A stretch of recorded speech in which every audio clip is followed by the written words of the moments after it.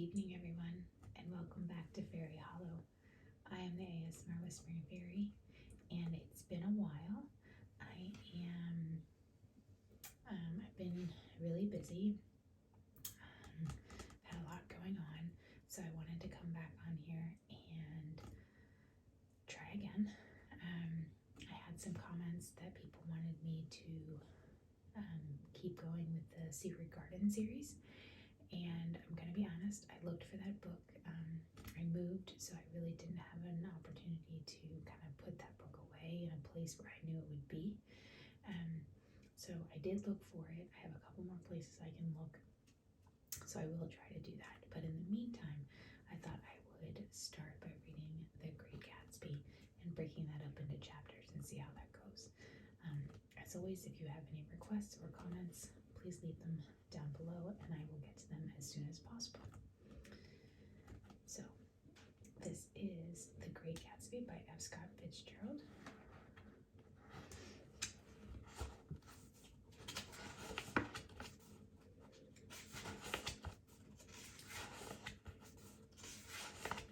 And I'm going to skip the preface. If you want me to read the preface, I can at a later video, but I'm going to skip that and just continue on with the book.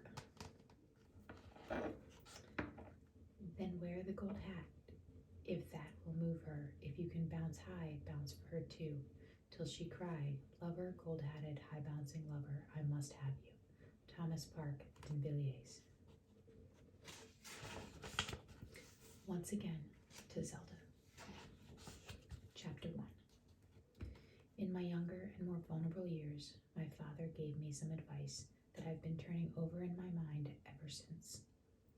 Whenever you feel like criticizing anyone, he told me, just remember that all the people in this world haven't had the advantages that you've had. He didn't say any more, but we've always been unusually communicative in a reserved way, and I understood that he meant a great deal more than that. In consequence, I'm inclined to reserve all judgments, a habit that has opened up many curious natures to me and also made me the victim of not a few veteran bores. The abnormal mind is quick to detect and attach itself to this quality when it appears in a normal person, and so it came about that in college I was unjustly accused of being a politician because I was privy to the secret griefs of wild, unknown men.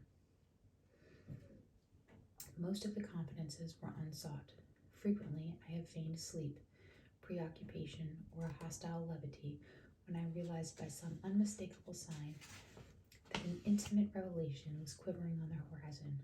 For the intimate revelations of young men, or at least the terms in which they express them, are usually plagiaristic and marred by obvious suppressions. Reserving judgments is a matter of infinite hope.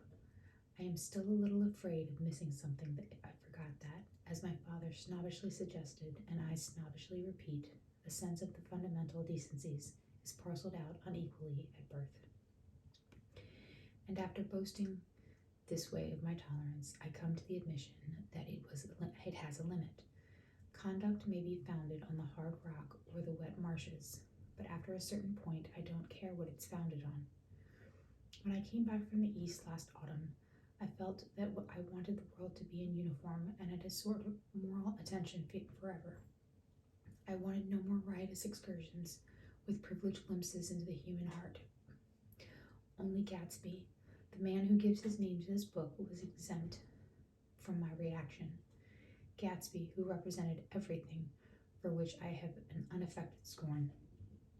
If personality is an unbroken series of successful gestures, then there was something gorgeous about him, some heightened sensitivity to the promises of life, as if he were related to one of those intricate machines that register earthquakes 10,000 miles away. This responsiveness had nothing to do with that flabby impressionability which is dignified under the name of the creative temperament. It was an extraordinary gift for hope, a romantic readiness such as I have never found in any other person, and which it is not likely I shall ever find again. No, Gatsby turned out all the right at the end. It is what preyed on Gatsby, what foul dust floated in the wake of his dreams, that temporarily closed out my interest in the abortive sorrows and short-winded elations of men. My family have been prominent, well-to-do well-to-do people in this Middle Western city for 3 generations. The Carraways are something of a clan, and we have a tradition that we're descended from the Dukes of Buccleuch. But the actual founder of my line was my grandfather's brother, who came here in 51, sent a substitute to the Civil War, and started the wholesale hardware business that my father carries on today. I never saw this great uncle, but I'm supposed to look like him, with special reference to the rather hard-boiled painting that hangs in my father's office. I graduated from New Haven in 1915, just a quarter of a century after my father, and a little later I participated in that delayed Teutonic migration known as the Great War. I enjoyed the counter-raid so thoroughly that I came back restless. Instead of being the warm center of the world, the Middle West now seemed like the ragged edge of the universe, so I decided to go east and learn the bond business. Everybody I knew was in the bond business, so I supposed it could support one more single man.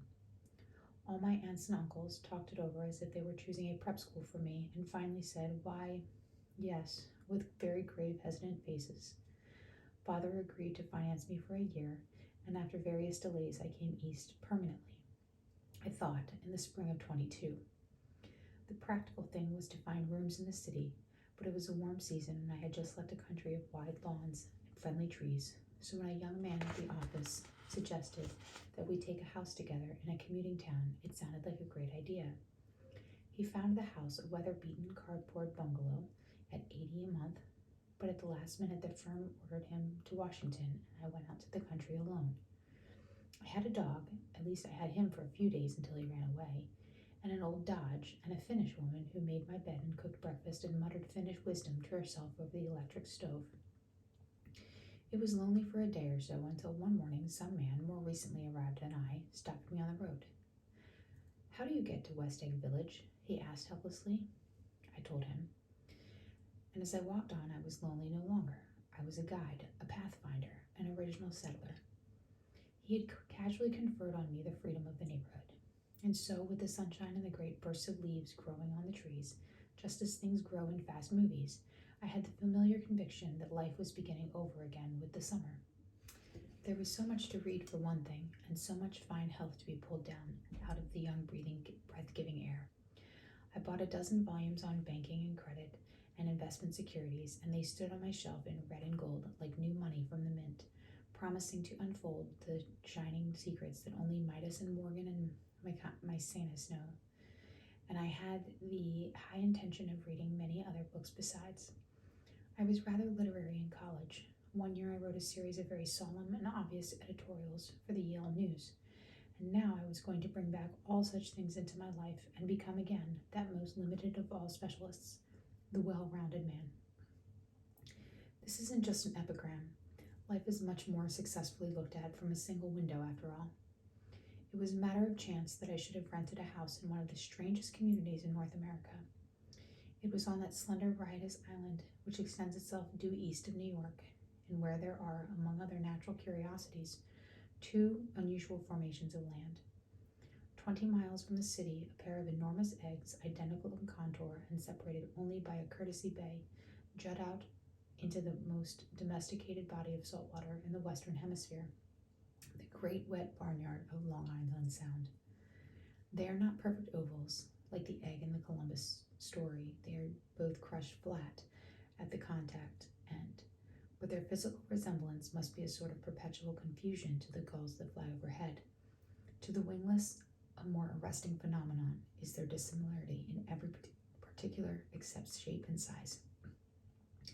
I lived at West Egg, the less fashionable of the two, though this is a most superficial tag to express the bizarre and not a little sinister contrast between them. My house was at the very tip of the egg, only 50 yards from the Sound, and squeezed between 2 huge places that rented for $12,000 or $15,000 a season. The one on my right was a colossal affair by any standard.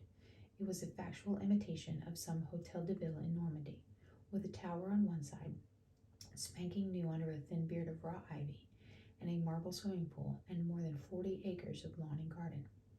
It was Gatsby's mansion. Or rather, as I didn't know Mr. Gatsby, it was a mansion inhabited by a gentleman of that name. My own house was an eyesore. But it was a small eyesore, and it had been overlooked, so I had a view of the water, a partial view of my neighbor's lawn, and the consoling proximity of millionaires, all for $80 a month. Across the Courtesy Bay, the white palaces of fashionable East Egg glittered along the water, and the history of the summer really begins on the evening I drove over there to have dinner with the Tom Buchanans. Daisy was my second cousin, once removed, and I'd known Tom in college.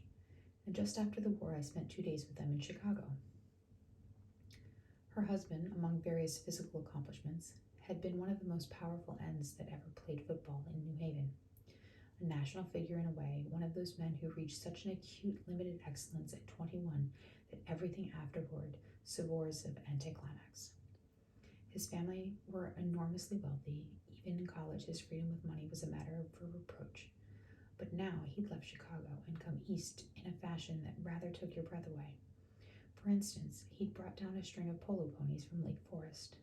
It was hard to realize that a man in my own generation was wealthy enough to do that. Why they came east, I don't know. They had spent a year in France for no particular reason, and then drifted here and there unrestfully, wherever people played polo and were rich together. This was a permanent move, said Daisy over the telephone, but I didn't believe it. I had no sight into Daisy's heart, but I felt that Tom would drift on forever, seeking a little wistfully for the dramatic turbulence of some irrecoverable football game. And so it happened that on a warm, windy evening, I drove over to East Egg to see two friends whom I scarcely knew at all. Their house was even more elaborate than I expected, a cheerful red and white Georgian colonial mansion overlooking the bay. The lawn started at the beach and ran toward the front door for a quarter of a mile, jumping over sundials and brick walks and burning gardens. Finally, when it reached the house, drifting up the side in bright vines, as though from the momentum of its run. The front was broken by a line of French windows, glowing now with reflected gold, and wide open to the warm, windy afternoon, and Tom Buchanan, in riding clothes, was standing with his legs apart on the front porch. He had changed since his New Haven years. Now he was a sturdy, straw-haired man of 30 with a rather hard mouth and a supercilious manner. Two shining, arrogant eyes had established dominance over his face and gave him the appearance of always leaning aggressively forward. Not even the effeminate swank of his riding clothes could hide the enormous power of that body. He seemed to fill those glistening boots until he strained the top lacing, and you could see a great pack of muscles shifting when his shoulder moved under his thin coat. It was a body capable of enormous leverage, a cruel body. His speaking voice, a gruff, husky tenor, added to the impression of fractiousness he conveyed. There was a touch of paternal contempt in it, even toward people he liked, and there were men at New Haven who had hated his guts.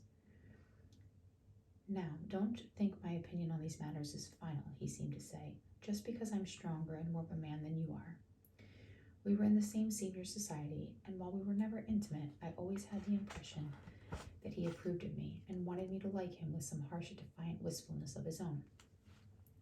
We talked for a few minutes on the sunny porch. I've got a nice place here, he said, his eyes flashing about restlessly.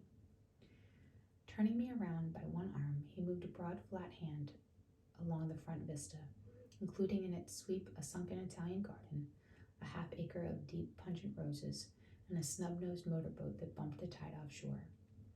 It belonged to DeMann, the oil man. He turned me around again, politely and abruptly. We'll go inside. We walked through a high hallway into the bright, rosy-colored space, fragilely bound into the house by French windows on either side.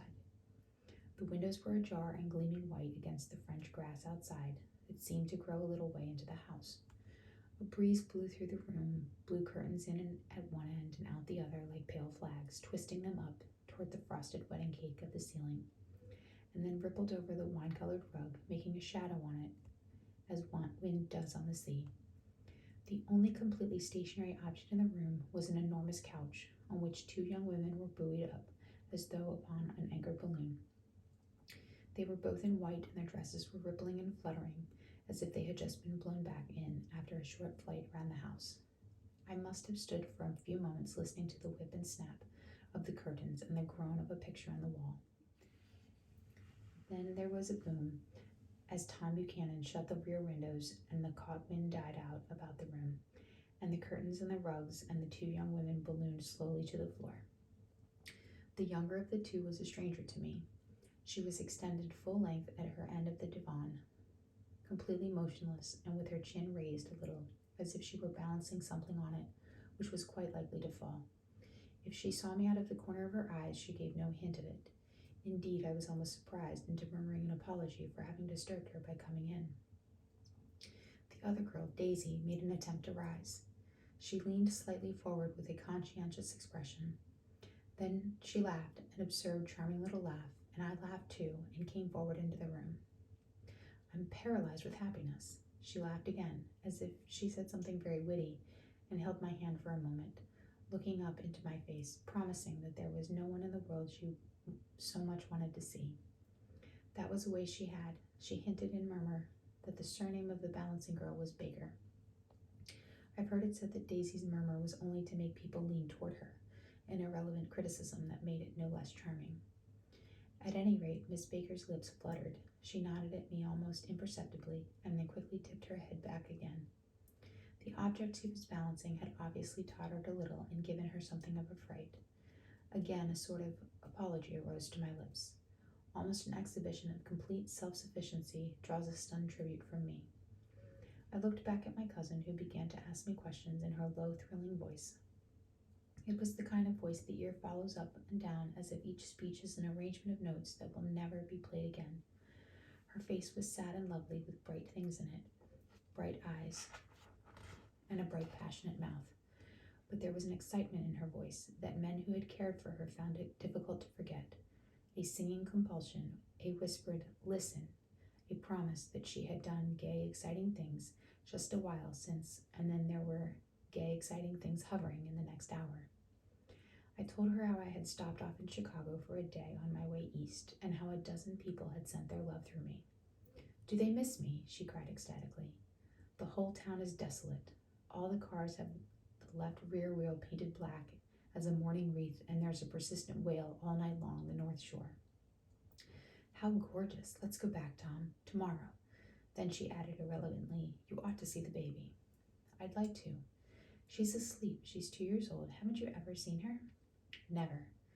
"Well, you ought to see her. She's—" Tom Buchanan, who had been hovering breathlessly about the room, stopped and rested his hand on my shoulder. "What are you doing, Nick?" "I'm a bondman." "Who with?" I told him. "Never heard of them," he remarked decisively. This annoyed me.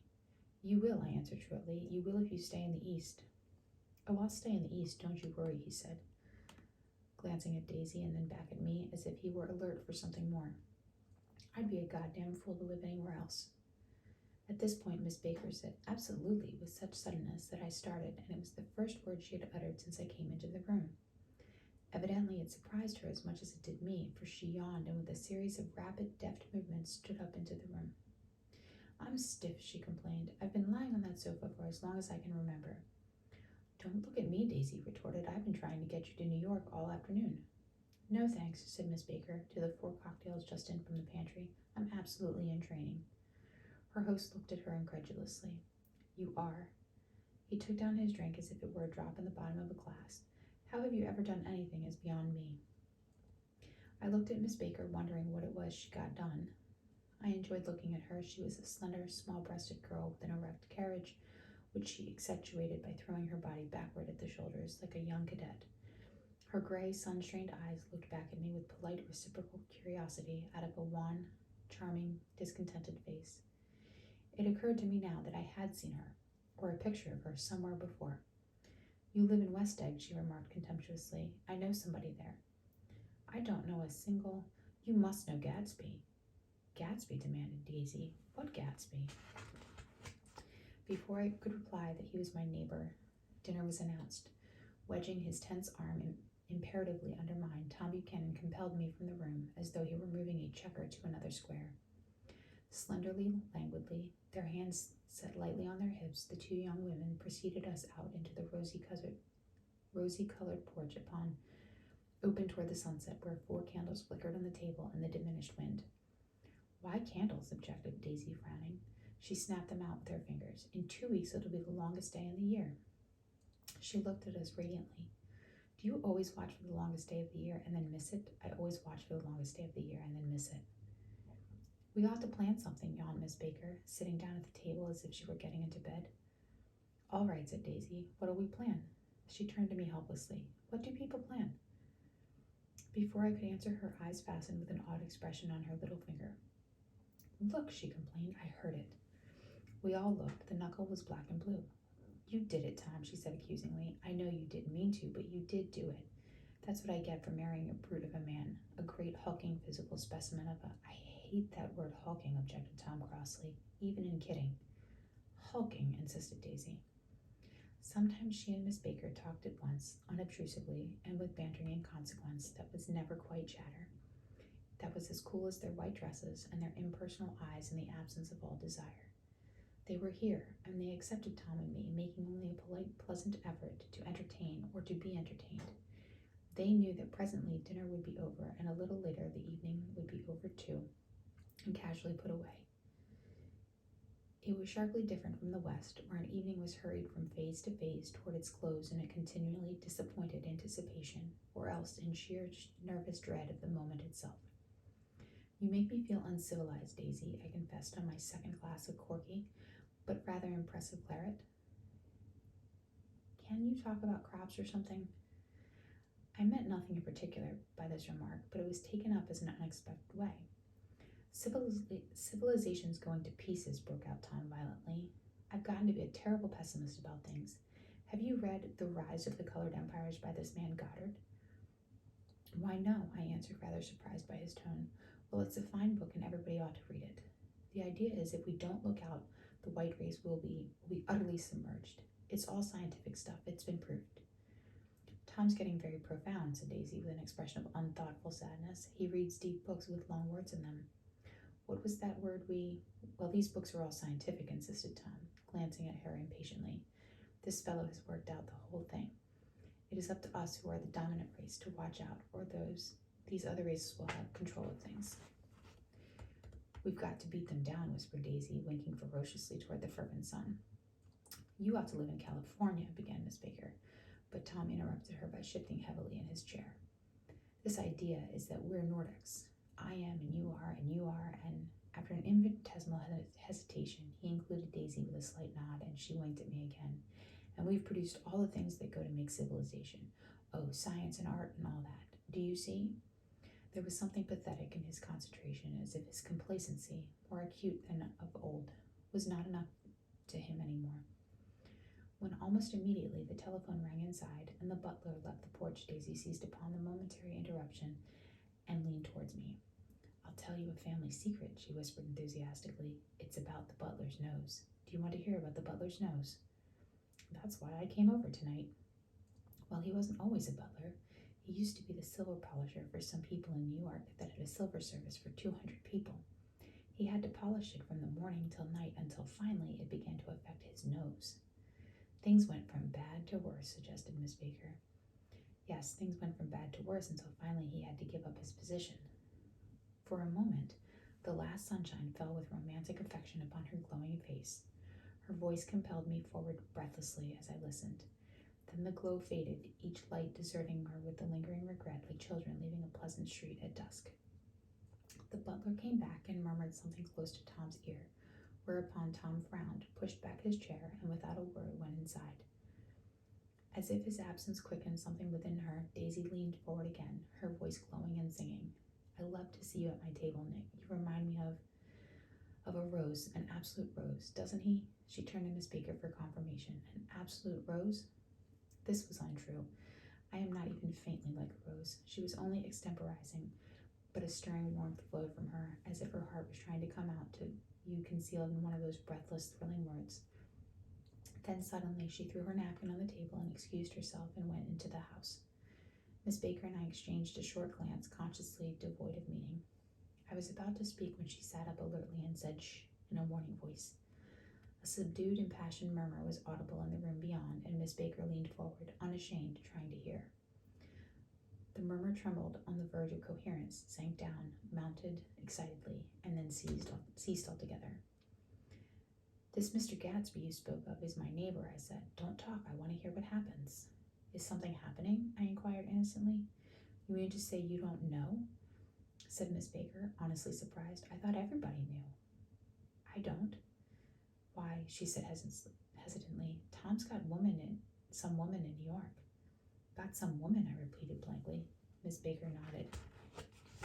She might have the decency not to telephone him at dinner time, don't you think?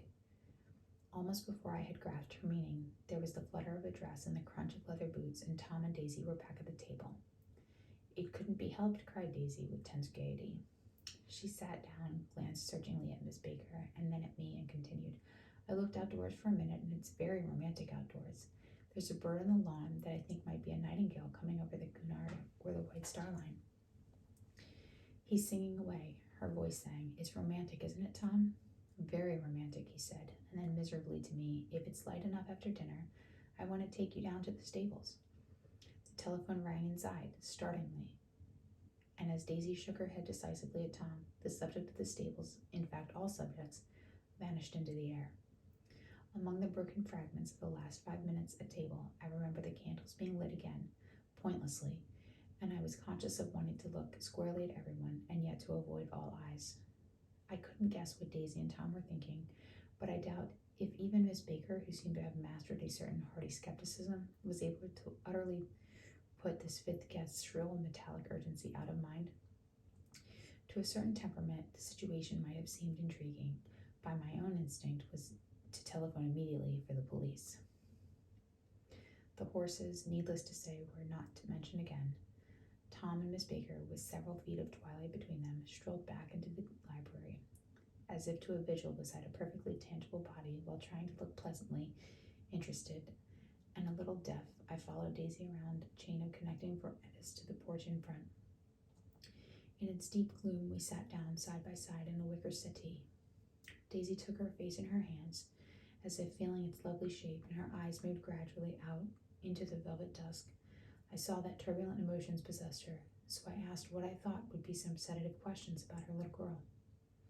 We don't know each other very well, Nick, she said suddenly, even if we are cousins. You don't come to my wedding. I wasn't back from the war. That's true, she hesitated. Well, I've had a very bad time, Nick, and I'm pretty cynical about everything. Evidently, she had reason to be. I waited, but she didn't say any more, and after a moment I returned rather feebly to the subject of her daughter. I suppose she talks and eats and everything. Oh, yes, she looked at me absently. Listen, Nick, let me tell you what I said when she was born. Would you like to hear? Very much. It'll show you how I've gotten to feel about things. Well, she was less than an hour old, and Tom was God knows where. I woke up out of the ether with an utterly abandoned feeling and asked the nurse right away if it was a boy or a girl. She told me it was a girl, and so I turned my head away and wept. All right, I said, I'm glad it's a girl, and I hope she'll be a fool. That's the best thing a girl can be in this world, a beautiful little fool. You see, I think everything's terrible anyhow, she went, in a convinced way. Everybody thinks so, the most advanced people. And I know. I've been everywhere and seen everything and done everything. Her eyes flashed around her in a defiant way, rather like Tom's, and she laughed with thrilling scorn. Sophisticated. God, I'm sophisticated. The instant her voice broke off, ceasing to compel my attention, my belief, I felt the basic insincerity of what she had said. It made me uneasy, as though the whole evening had been a trick of some sort to exact a contributory emotion from me. I waited, and sure enough, in a moment, she looked at me with an absolute smirk on her lovely face, as if she had asserted her membership in a rather distinguished secret society to which she and Tom belonged. Inside the crimson room bloomed with light. Tom and Miss Baker sat at either end of the long couch, and she read aloud to him from the Saturday Evening Post, the words murmurous and uninflected, running together in a soothing tune. The lamplight, bright on his boots and dull on the autumn leaf yellow of her hair, glinted along the paper as if she turned a page with a flutter of slender muscles in her arms. When we came in and she held us silent for a moment with a lifted hand, "To be continued," she said, tossing the magazine on the table, "in our very next issue." Her body asserted itself with a restless movement of her knee, and she stood up. 10 o'clock, she remarked, apparently finding the time on the ceiling. Time for this good girl to go to bed. Jordan's going to play in the tournament tomorrow, explained Daisy, over at Westchester. Oh, you're Jordan Baker. I knew now why her face was familiar. Its pleasing, contemptuous expression had looked out on me from many retrographer pictures of the sporting life at Asheville and Hot Springs and Palm Beach. I had heard some story of her too, a critical, unpleasant story, but what it was I had forgotten long ago. Good night, she said softly. Wake me at 8, won't you? If you'll get up. I will. Good night, Mr. Carraway. See you anon. Of course you will, confirmed Daisy. In fact, I think I'll arrange a marriage. Come over often, Nick, and I'll sort of, fling you together. You know, lock you up on accident in linen closets and push you out to sea in a boat and all that sort of thing. Good night, called Miss Baker from the stairs. I haven't heard a word. She's a nice girl, said Tom after a moment. They oughtn't let her run around the country this way. Who oughtn't to? Inquired Daisy coldly. Her family. Her family is one aunt about 1,000 years old. Besides, Nick's going to look after her, aren't you, Nick? She's going to spend lots of weekends out here this summer. I think the home influence will be good for her. Daisy and Tom looked at each other for a moment in silence. Is she from New York? I asked quickly. From Louisville. Our white girlhood was passed together there. Our beautiful white... Did you give Nick a little heart-to-heart talk on the veranda? Demanded Tom suddenly. Did I? She looked at me. I can't seem to remember. But I think we talked about the Nordic race. Yes, I'm sure we did. It sort of crept up on us, and first thing you know... Don't believe everything you hear, Nick, he advised me. I said lightly that I had heard nothing at all, and a few minutes later I got up to go home. They came to the door with me and stood side by side in a cheerful square of light. As I started my motor, Daisy peremptorily called, Wait. I forgot to ask you something, and it's important. We heard you were engaged to a girl out west. That's right, corroborated Tom kindly. We heard that you were engaged. It's a libel. I'm too poor. But we heard it, insisted Daisy, surprising me by opening up again in a flower-like way. We heard it from 3 people, so it must be true. Of course I knew what they were referring to, but I wasn't even vaguely engaged. The fact that gossip had published the banns was one of the reasons I had come east. You can't stop going out with an old friend on account of rumors, and on the other hand, I had no intention of being rumored into marriage. Their interest rather touched me and made them less remotely rich. Nevertheless, I was confused and a little disgusted as I drove away. It seemed to me that the thing for Daisy to do was to rush out of the house, child in arms, but apparently there was no such intentions in her head. As for Tom, the fact that he had some woman in New York was really less surprising than he had been depressed by a book. Something was making him nibble at the edge of his stale ideas, and his sturdy physical egotism no longer nourished his peremptory heart. Already it was a deep summer on our roadhouse roofs, and in front of wayside garages where new red gas pumps sat out in pools of light, and when I reached my estate at West Egg, I ran the car under its shed and sat for a while on an abandoned grass roller in the yard. The wind had blown off, leaving a loud, bright night with wings beating in the trees, and a persistent organ sound as the full bellows of the earth blew the frogs full of life. The silhouette of a moving cat wavered across the moonlight, and turning my head to watch it, I saw that I was not alone. 50 feet away, a figure had emerged from the shadow of my neighbor's mansion and was standing with his hands in his pockets, regarding the silver pepper of the stars. Something in his leisurely movements and the secure position of his feet upon the lawn suggested that it was Mr. Gatsby himself, come out to determine what share was his of our local heavens. I decided to call him. Miss Baker had mentioned him at dinner, and that would do for an introduction, but I didn't call to him, for he gave a sudden intimation that he was content to be alone. He stretched out his arms toward the dark water in a curious way, and as far as I was from him, I could have sworn he was trembling. Involuntarily, I glanced seaward and distinguished nothing except a single green light, minute and far away, that might have been the end of a dock. When I looked once more for Gatsby, he had vanished, and I was alone again in the unquiet darkness. That was Chapter 1 of The Great Gatsby. Thank you very much for listening. Thank you for coming to Fairy Hollow. I hope you have a wonderful night. As always, fly safe.